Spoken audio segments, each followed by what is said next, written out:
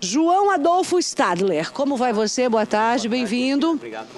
A gente convidou você porque a gente gosta muito de gastar, as mulheres, né?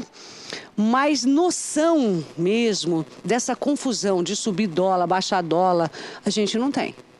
Certo? Então hoje você vai dar uma aulinha prática pra gente, mas antes de você explicar aqui no nosso telão como é que funciona essa questão da alta do dólar, para você se antenar mesmo, eu fui para as ruas, sabe, João, ontem, saber o que as pessoas estão fazendo de economia com essa crise que assola o país, que não é só aqui. Sim.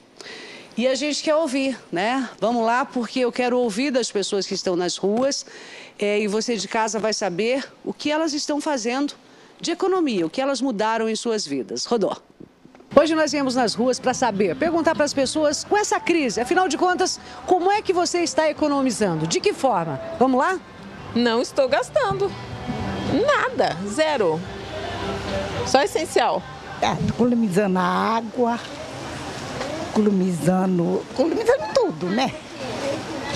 Economizando a luz, a carne e compra mais verdura, né? Eu acredito que você tem que tirar tudo aquilo de esbanjo, né? Tudo aquilo que está sobrando, mas você tem que viver sua vida normalmente, né? Porque a gente está passando por um momento difícil que a gente tem que deixar de viver também. E as férias no final do ano, dá para programar, ir para a praia, por exemplo? Tá difícil. Tá difícil. Não, realmente, as condições que estão hoje não tem condições de sair mais, né? Como a gente saía há 2 anos atrás. Não, lavar roupa todo dia para mim não tá dando, né? Tem que economizar em tudo. Televisão todo dia também não dá, tem certos horários. A gente está controlando o banho dos filhos, roupa, a gente está lavando menos vezes, né? Durante a semana. A gente saía muito, né? Os fins de semana também, igual você falou, não sai mais. Tá dando controlado agora, ficamos em casa. Porque, minha filha, eu não sei agora pra frente o que vai acontecer, né? Você acha que eu vou entrar em dívida pra amanhã eu ficar? De maneira alguma. Eu troquei a cerveja pela pinga, churrasco, eu só vou, nem na casa de cunhada eu não vou, mas que cunhada eu não tenho, que eu perdi mulher, perdi tudo, tô jogado pelas traças aí. Então eu vou onde alguém me convida, se alguém me convidar eu vou em qualquer churrasco. Muito bacana. Gostei muito desse último aí. Você viu, as pessoas estão mudando até de marcas, né? Eu mesmo, sinceramente, se eu vou no supermercado, aquele meu sabão em pó que eu comprava sempre, tá num preço absurdo, eu tenho um outro, né, mediano, e que vai me dar a espuma do mesmo jeito, e a máquina que vai fazer o serviço, eu vou no médio, eu quero economizar. As pessoas realmente mudaram, João? A gente está passando por um momento que quase que é obrigatório a gente mudar um pouco o perfil, o padrão do nosso consumo, não é verdade? Então, o que eu trouxe hoje aqui, Cristina, é primeiro apontar as causas e depois a gente trazer as consequências, certo? Vou fazer um resumo do porquê que o país se encontra nessa situação, né? Só para entender, né? Vamos lá. Existe um termo que a gente sempre ouve por aí nos telejornais, do superávit primário. É quando o país ele consegue economizar. O governo ele arrecada mais do que gasta e consegue fazer a manutenção da dívida. Paga pelo menos os juros, certo? Entendi. No ano passado, o Brasil não conseguiu honrar com esse compromisso, com a lei orçamentária. Inclusive, para o ano de 2016, já está votado que novamente a gente não vai conseguir honrar. Então, isso vai impactar muito negativamente, não só nesse ano, mas como no ano que vem. Então, o governo ele tem sido um pouco irresponsável nesse sentido. E quando ele aumenta a arrecadação com os impostos, ele acaba que as empresas repassam isso nos preços e por isso que a gente tem sentido essa forte pressão inflacionária. A inflação que era em torno de 5%, agora já está batendo 10% ao ano. A gente está voltando ao que era no passado, certo? Ou seja, aquelas maquininhas mudando de preço toda hora no supermercado. Sim, infelizmente é isso que está acontecendo nos dias de hoje. Agora, como isso acontece? Vamos lá no gráfico explicando pra gente, vamos aproximar bastante aqui pra gente entender rapidamente, assim, de forma bem simples aqui. Certo. Vamos lá. Bom, além do déficit público, que é quando o governo está gasta-se mais do que se arrecada, a gente está tendo um problema também na balança comercial, onde a gente importa mais do que exporta, certo? Mas isso vai acontecer uma mudança por conta dessa alta do dólar. Vamos passar para o próximo, para eu dar uma sequência aqui na linha de raciocínio nosso. Próxima foto, vamos lá. Aí. Bom, enfim. Não é essa não, né? Pode passar para a próxima, que essa aqui é só a próxima, a elevação da inflação que está chegando nos 10%. Vamos passar para o próximo. Tum. Tá, ok. Então, o que está acontecendo com o país nesse momento? O governo, ele gasta mais do que arrecada. Então, a gente tem que fazer uma adequação. Ele vai investir menos e ele vai ter que conter gasto, vai ter que diminuir o ministério, que no passado já foi 12 e agora está em 39. Em contrapartida, a gente está tendo um efeito inflacionário. O PIB caiu, manteve-se a mesma base monetária e isso aí gera inflação também, além dos tributos elevados.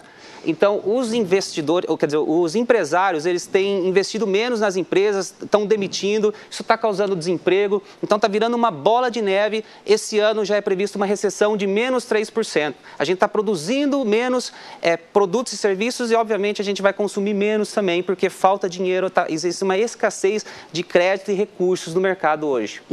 Certo? Agora, me conta, a história da alta do dólar, como é que acontece Quem é que manda o dólar subir ou baixar? Existe um chefe maior nisso tudo? Fico impressionada como é que ele faz uma dança, né? E foi a maior alta do dólar nos últimos tempos. Sim. Por que ele subiu tanto? A verdade, vamos passar para o próximo. Próxima foto, por favor. Existe a livre mobilidade de capital no mundo, né? Então, pelas bolsas de valores, o capital ele circula de um lado para o outro. Ele pode ir para a China, depois para a Rússia, para os Estados Unidos. Então, veja só. Com a recessão econômica, associado à questão da corrupção no país, a desarticulação política, a incapacidade gerencial em reduzir as despesas, está acontecendo a recessão. Com tudo isso, a gente está tendo a queda no grau de investimento. Existem agências... Espera lá, então, começando novamente, primeiro quadrinho. Por conta de tudo o que aconteceu no Brasil, a questão política, a questão de corrupção, toda essa baderna que a gente assistiu... A recessão econômica que a gente está vivendo. Surgiu a recessão econômica. Certo. Tá? Por conta disso, veio a queda no grau do investimento. Por quê? Por que aconteceu essa queda em função da recessão? Vamos imaginar o seguinte, existem agências internacionais que classificam o risco dos países, das empresas, e o que acontece é que ele tem uma posição. Então, o Brasil estava ocupando uma posição superior. Como aconteceu essa recessão econômica, corrupção... Ele baixou. As agências que indicavam seus investidores, que são os grandes fundos de pensão ou aqueles megas investidores que têm muito capital sobrando... Dá um exemplo, o investidor comprou uma ação, por exemplo, lá na Petrobras. Colocou dinheiro na Petrobras, aí estourou todo esse pepino, essas denúncias de corrupção na Petrobras. A agência vem e classifica negativamente a Petrobras e orienta o investidor a sair. Quando o investidor vende suas ações para fugir do país, ele converte as ações em reais. E daí ele vai no mercado de câmbio converter o real em dólar, porque essa é a moeda internacional para ele trazer de volta ao país de origem, não é verdade? Quando muita gente está vindo atrás de dólar, o dólar necessariamente e obrigatoriamente vai atender a lei máxima da economia, que é da oferta e da demanda. A oferta é pouca, a demanda é muita, o dólar vai dar um salto astronômico. Então, o dólar subiu porque o investidor de fora, que estava aqui injetando dinheiro nas empresas brasileiras, né, públicas ou privadas, ele se sentiu ameaçado. Ele falou, esse país está quase falindo, eu vou arrancar meu dinheiro daqui, eu quero sair dessa empresa. Pois esse país está indo... E para tirar o dinheiro, ele tira em dólar. Tira em dólar. Então, na hora de fazer essa conversão do real em dólar, no mercado cambial, acaba acontecendo essa defasagem, né, da oferta em relação à demanda. É por isso que ele está subindo tão acentuadamente, né? Que é esse quadrinho da fuga de capital. Sim. Bota a tela no vídeo aí, por favor. A fuga de capital. Quer dizer, o investidor tirou dinheiro do nosso país, porque o país foi classificado como um país de risco. Certo. Ele baixou naquela... tem um ranking, né? Tem um ranking. Tem um ranking. Começa aí o dólar sobe. B, C, então a gente está indo para o lado da Venezuela ao invés de ir para o lado dos Estados Unidos, por exemplo. Meu Deus do céu. Então esse é o risco. Como o investidor entende que no ano que vem, novamente, o Brasil vai continuar se endividando mais ainda, porque o governo não consegue ajustar as contas, diminuir os ministérios e os gastos com todo o funcionalismo público. A receita com a despesa. Sim, uma coisa que todo mundo está fazendo hoje no dia a dia, como apareceu ali nos relatos que você, Cristina, coletou com o pessoal na rua, o governo não está fazendo a parte dele. Inclusive, ele já sancionou lei para o ano que vem, onde ele vai gastar mais do que ele arrecada. Ainda então, mesmo com essa como o investidor internacional vai manter o dinheiro num país como esse, que está cada vez se endividando mais, já está com 2,5 trilhões de dívida, custando isso por mês 25 bilhões, porque a taxa Selic está dando praticamente 1% ao mês. Então, é um grande equívoco que está acontecendo por parte dos nossos governantes e quem está pagando o pato, infelizmente, é a população, o cidadão comum. Tá, agora, isso nós já deixamos claro que o governo tem muito mais despesa do que está arrecadando, tá? Então, está incoerente, até ajustar isso daí, lá em cima nós não podemos fazer nada. Na vida das pessoas, a gente fez uma conta lá atrás nos bastidores, na prática, e aí você pegar R$1.000, usar R$1.000 do seu banco aí, do seu cartão de crédito, e isso ao final de um ano se transformar em R$5.300, dar um salto pro mergulho que talvez não tenha volta. Sim. O que acontece... Na prática, eu quero que você fale para as pessoas dicas. Tá. A gente tem uma taxa que está elevada, certo? E isso aí veio aumentando e acarretou também numa taxa mais elevada para o consumidor comum.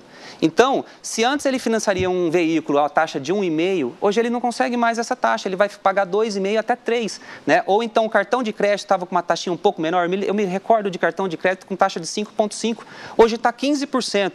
Pessoa que fica com cartão estourado em R$1.000, após um ano, deixando aquilo ali a Deus dará, vai virar 5.000 para mais. E o problema é o seguinte, aí o indivíduo, ele chega no banco, isso eu converso muito com o meu gerente, o Márcio, a pessoa ele tenta renegociar e paga menos do que deve.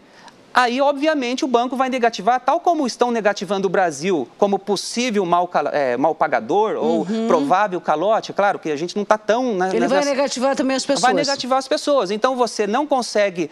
vai lá e renegocia um cartão de crédito a 5.000, paga lá só os R$1.000 iniciais ou 2.000, acha que saiu na vantagem, mas isso aí vai ficar eternamente registrado no Banco Central e é de acesso a todos os bancos. Então, é bom evitar dívidas, porque não adianta depois fazer renegociação abrindo mão, com o banco abrindo mão dos juros, porque isso aí vai ficar um score negativo também para a pessoa, tal como o Brasil está com um score negativo hoje com as agências internacionais. Ou seja, você vai estar com o nominho meio borrado, isso? Eu paguei a conta, pensei que eu estava zerada, que nada, eu fico lá com o meu DNA não é assim, mas sujo. Eu trabalho com financiamentos e também com consórcio.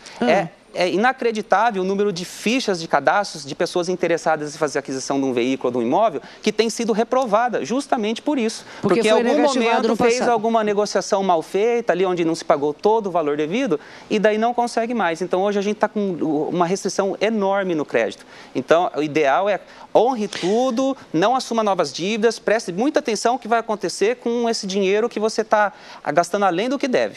Agora, conversando com o João aqui, o consultor, tem uma coisa legal. Eu acho que a gente não pode só ver coisa negativa em toda a situação, né? Tem que tirar lições.